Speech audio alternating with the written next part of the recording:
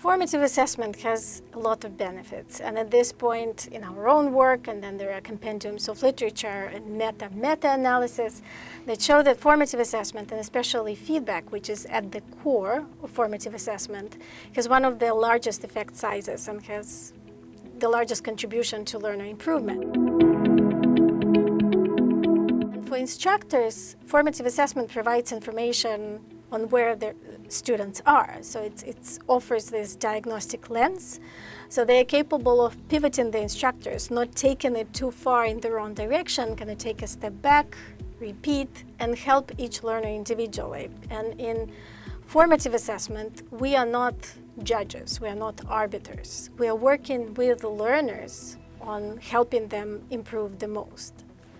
In medical education in particular, where kind of the margin of error is really, really narrow, and then cognitive load is really high and stakes are really, really high. So having this structured support is really important, because ultimately in the end, what we're trying to do, we're trying to cultivate master adaptive learners. It really is this conceptual model of how we develop adaptive expertise. If you look at the master adaptive learning model, it is really centered around this cycle, this continuous cycle that we go through, right? Of identifying areas that we need to improve, doing specific learning activities, seeing the outcomes of those learning activities. Have we improved our communication skills? Really thinking about those outcomes, and once again, identifying the next area that we need to improve. Informed self-assessment is so critical to that.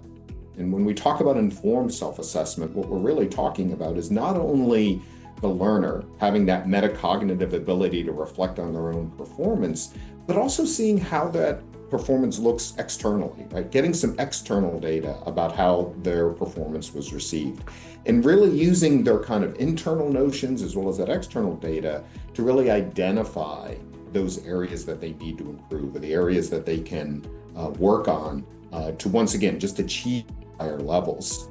So that's what assessment for learning is, right? It is providing that high quality feedback. So, master adaptive learner is almost reliant upon us having that high quality formative assessment.